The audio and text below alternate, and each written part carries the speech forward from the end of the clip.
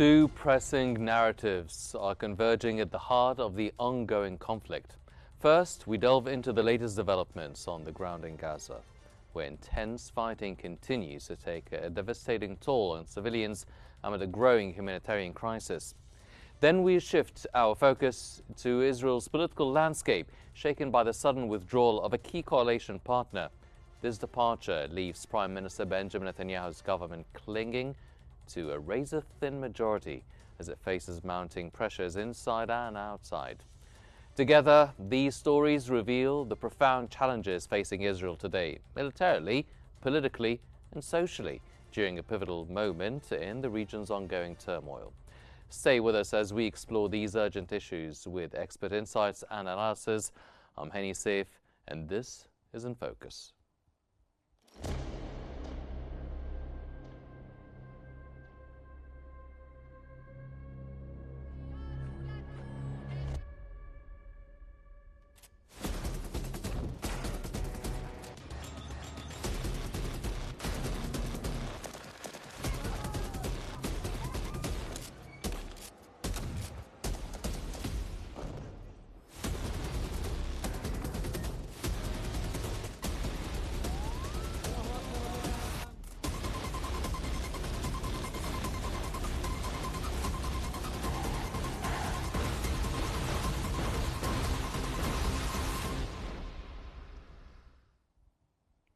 After 21 months of war, Israeli Defense Minister Israel Katz has proposed forcing all Palestinians in Gaza into a camp on the ruins of Rafah, described by critics as a concentration-like humanitarian city.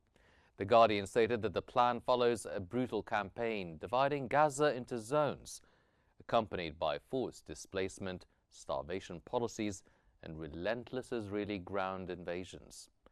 Families like mine have been displaced repeatedly within Gaza, unable to find safety amid ongoing bombings, food shortages, and cut-off aid. Attempts to flee the south ended in devastation when Rafah was destroyed, leaving many stranded and fearful of checkpoints and disappearances. As hunger grows and hope fades, many await a ceasefire, which remains their last chance for peace and survival.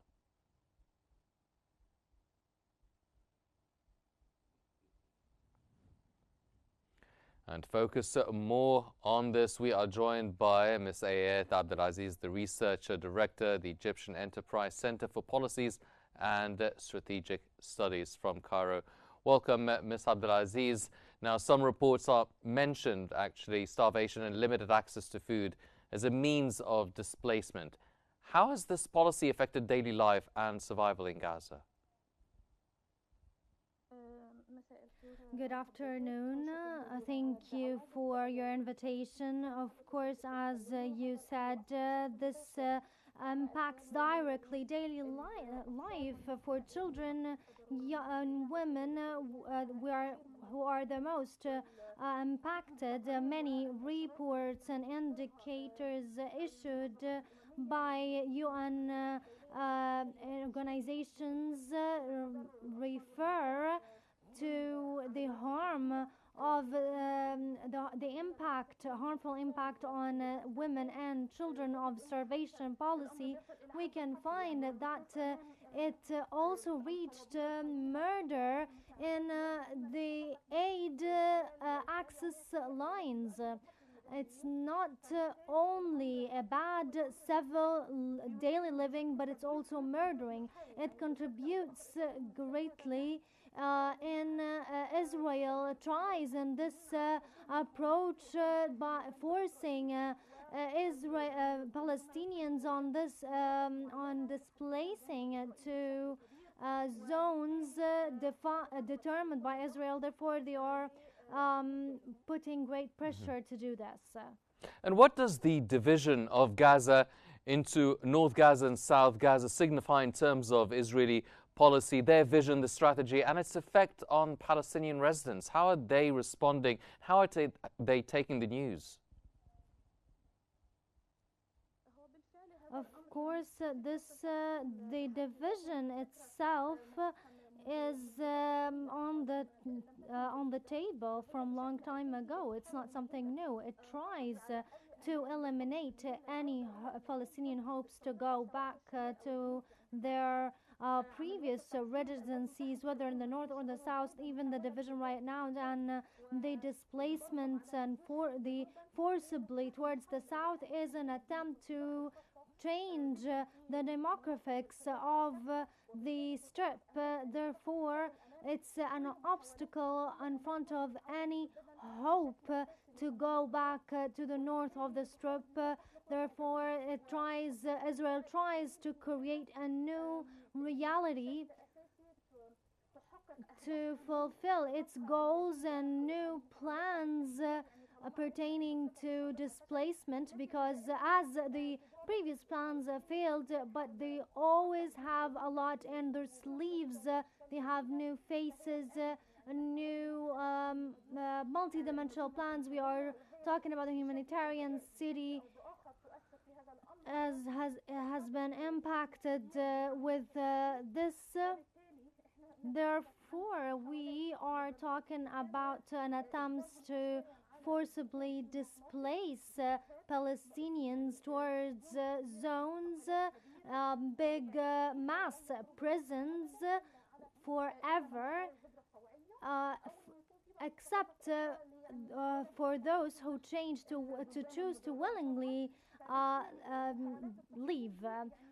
So therefore, divisions are an integrated part of Israel's big plan for displacement.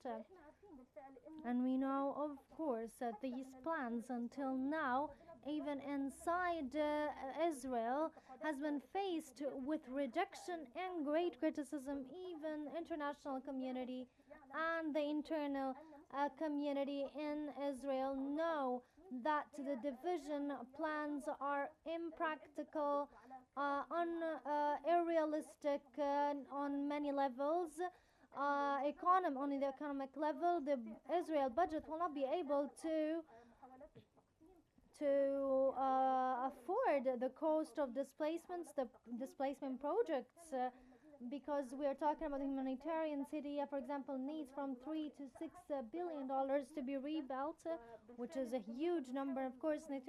And Netanyahu is trying to pass this resolution to receive more funds.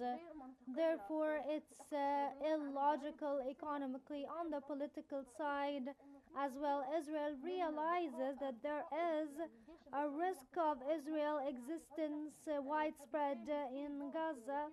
Therefore, there is a security obstacle. There is an international rejection for this plans, and an Egyptian rejection for this plans for displacement. And even if we tackle divisions in a way or another, so therefore there are a lot of obstacles. Of course, the U.S., despite its continuous support, there was no great welcoming for this plans for divisions and displacement. Ms. Abdelaziz, you've mentioned that the international community would be refusing such a suggestion, but then how will the international community respond on the ground to the humanitarian crisis, the ongoing hostilities, to what also the critics are describing as concentration-like humanitarian city?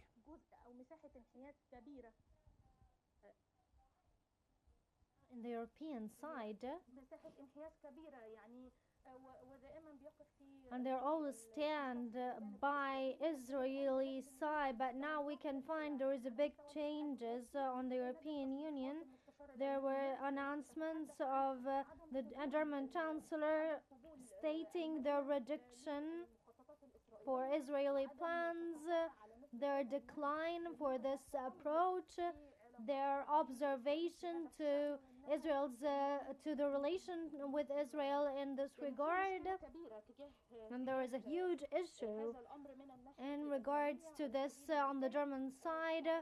On the other side, France as well expressed previously its conservations on the acts made by Israel, and to hold those who are responsible accountable for what is taking place. Uh,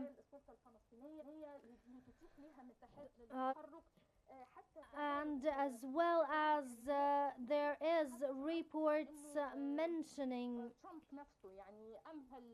that Trump gave Netanyahu a duration to wrap up the peace negotiations with Qatar. There is an international momentum towards the new Israeli plans, and there is now a change of narratives in the European reports in regards to what is taking place in Gaza. For example, we can find a new term used for the first time, which is genocide, mass carnage. We can find looking in arms selling deals, and there is a movement in the UK Parliament to have petitions signed by the UK Parliament in assessing relations with Israel and the British stance towards Israel. So there is an international momentum in regards to viewing what Israel is doing right now and plans and measures taken by Israel in the future. There's been some talk about the ceasefire negotiations, saying they are close. Now, what are the main obstacles preventing a breakthrough in the Gaza ceasefire talks?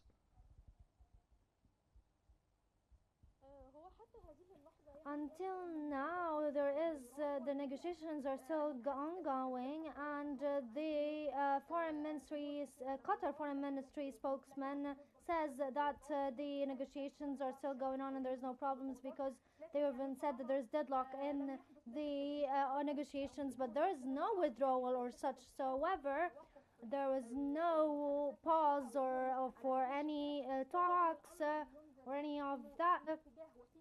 So there is a push to a breakthrough. The negotiations are going on. I think the main obstacle here in front of continuing or resuming the talks is Netanyahu himself or his government. Although there is a lot of indicators pushing Netanyahu to accept the deal and to achieve or fulfill ceasefire and allow humanitarian delivery, and despite the international pressure and Egypt's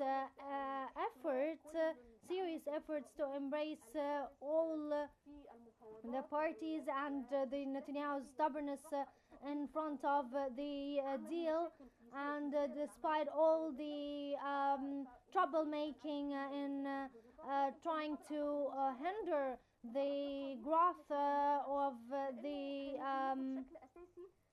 deal, of the negotiations, the problem is still in Netanyahu. Maybe at the end he will be forced to accept the deal, because it may be the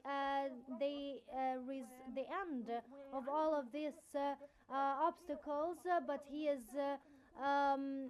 has other ways to go around it. He has other plans to earn more time in order to achieve more goals on ground, draw a new reality on ground. For example, to redraw Israel's approach that was really harmed on the ground. Well, there have been a lot of changes and developments in the political spectrum in Israel. So to what extent is Netanyahu's coalition politics influencing the pace or the outcome of the negotiations? I think Netanyahu, as I explained previously, is in a very difficult situation. He had the religious coalition, which is a part of his a coalitive government, but now the voices he had in Knesset is equal to opposing votes. Which were very strong against Netanyahu, now accusing him that all of the steps he's taking right now are wrong, are unaccountable, and leading Israel to more problems. So I think he is in a very difficult position. He wants to pertain the religious coalition in his relationship to the far right party, and at the same time he is trying to have new cards to play with on the table of negotiations. He's in a very difficult position. In the upcoming period, we will see more clearance around his stance. Would it be closer to the right party stance, or would he take new different steps as accepting the deal that that was refused by the right party has already? Mm-hmm. And how could the U.S. pressure influence Israel's decision on troop redeployment then in Gaza? I think yes, there is a lot of issues tackled between Netanyahu and Trump, but there were some files Trump didn't approve. As I said previously, the U.S. administration and the policy making circuits in the U.S. Didn't approve or didn't welcome the Israeli new plans in regards to humanitarian city, and there was no real concern to support logistically this plan. So if Trump was keen on in ending or completing this agreement, there will be a real steps on ground to do this. And as I said previously, maybe Netanyahu will receive, will accept the deal, or may make other steps to avoid it later, as what happened on the previous truce on January 19th. That was Ms. Ayet Abdelaziz, the Researcher Director, the Egyptian Enterprise Center for Policies and Strategic Studies. Ms. Abdelaziz, thank you very much for joining us. As Gaza remains engulfed in conflict, an equally turbulent political storm has taken hold on Israel's government, further complicating the country's response. Let's turn now to the political ramifications within Israel's ruling coalition. Israeli Prime Minister Benjamin Netanyahu's governing coalition faces instability after the Ultra-Orthodox Unified Torah Judaism Party, the UTJ, announced its withdrawal over a contentious military conscription bill. Now, according to the independent newspaper, the bill aims to regulate army draft exemptions for yeshiva students. It deeply divides Israelis and has become a flashpoint amid increased military demands due to the Gaza war. United Torah Judaism's departure, effective within 48 hours, will reduce Netanyahu's majority to a razor-thin 61 seats in the 120-seat Knesset, increasing reliance on far-right parties already opposed to any ceasefire concessions with Hamas. While not an immediate threat to Netanyahu's leadership, the political shakeup intensifies pressure on his fragile coalition during stalled truce talks. The current parliamentary recess may offer a brief window for potential reconciliation between Netanyahu and United Torah Judaism.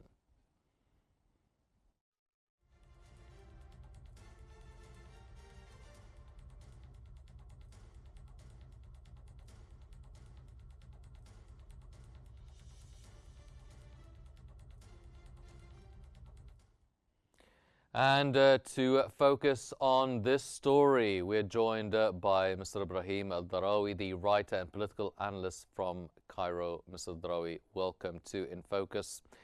With only a 61-seat majority now, how vulnerable, really, is Netanyahu's coalition to further resignations or defections? How serious is this move for Netanyahu's government stability?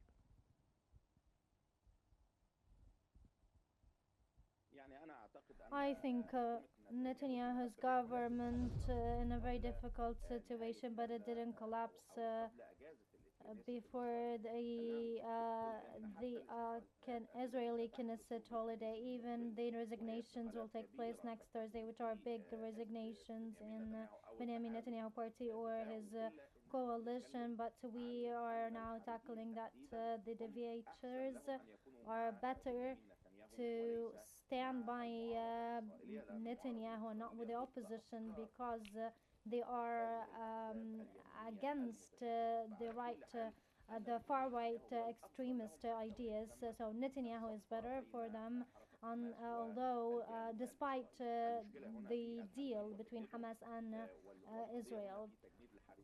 So the issue here is to polarize the deviators, but they didn't destroy Netanyahu's government.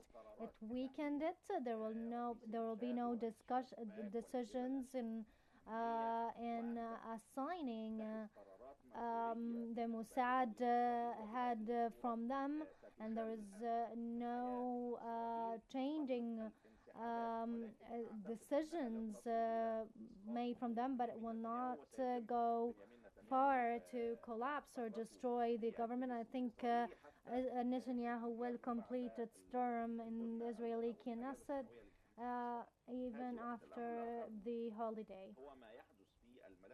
This is the first thing. The second thing, what is going on in the Palestinian file is complex, especially what is going on in the internal Israeli internal affairs. So exchanging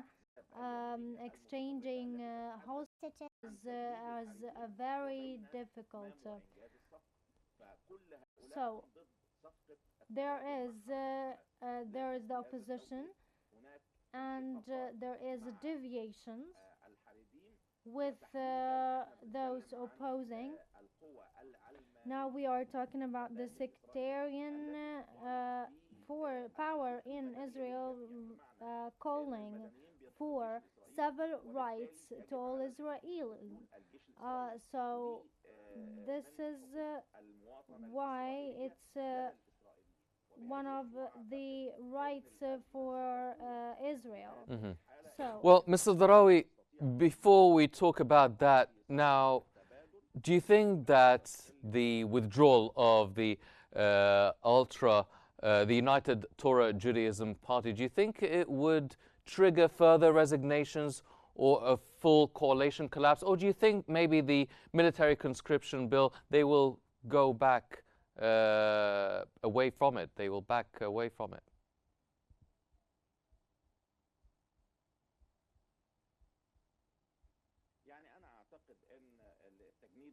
I think the conscription consists a great issue to Netanyahu and what is going on in Israeli internal affairs, but I don't think that yes, there will be a real issue of deviators resignation, but it will not reach a real resignation. But in the amidst the opposition stance, Netanyahu has to take a decision, which is the conscripting of deviators, because this is a law that Netanyahu has to comply by. The other thing is Ghafir stance stands by the unconscripting of deviators, although he helps to arm them. So all deviators have arms using them against Palestinians. But the issue is joining war fronts in the war against Hamas, against Hezbollah. There is still an opposition in regards to this issue. The issue here is how to handle this file and at that time within the exchange deal, and also staying in Gaza Strip.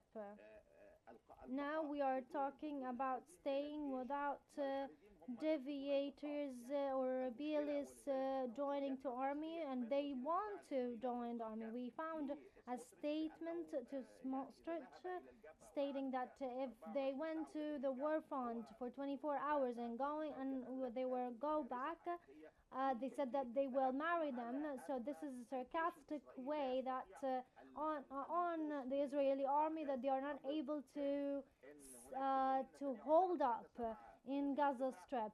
This is the second thing. The first thing. The second thing that he mentioned, that they will not be able to hold up among 2 million Palestinians in Gaza Strip. There is a great issue in the Israel army. I think there is a great issue of what the Orthodox exit and Netanyahu's as well opposition to this.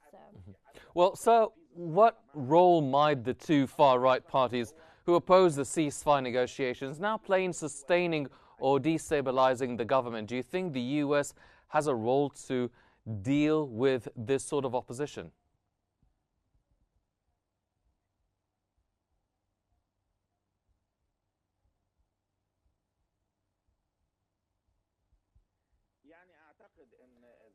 I think the instability of government it will not take ultimatum or ultimate decisions. We are heading towards Thursday. If we know that the number has to be 50 plus 1. So if the percentage of Israeli Knesset is less than 50 plus 1, Netanyahu will not be able to take any measures, not with the Orthodox or any Ultra-Orthodox or any other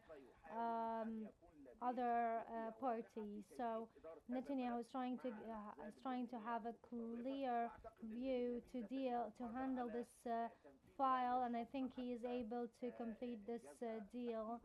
I think that the U.S. tried to complete this deal with Netanyahu, and he is stalling in order to avoid the collapse of the government. They have coalitions with the Israeli oppositions, with the religious far-right parties, and they have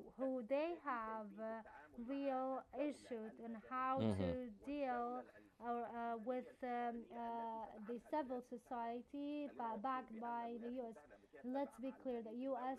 supports the sectarianism of the state. Netanyahu supports the Jewish or the Judaism of the state. So there is an opposition or contradiction inside the government itself. Yes. Mr. Darawi, we are running out of time. We practically have 30 seconds left, but I need to ask you.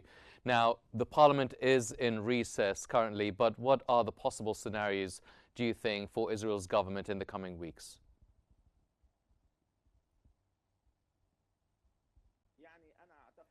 I think that Israel's government, Netanyahu's government in the upcoming period will have difficult time to make the critical decisions if they lost 50 plus 1, or if the religious parties took over. There will be a real issue for Netanyahu. I think they were able to fire the Mossad head or replace them, Yes. or make decisions go back to the majority of Israeli Knesset. Mr. Ibrahim El-Darawi, the writer and political analyst, thank you very much, sir, for your insights. Unfortunately, that's all the time we have for today's episode of In Focus. I'm Henny Saif. Thank you for joining us. Until next time, stay tuned.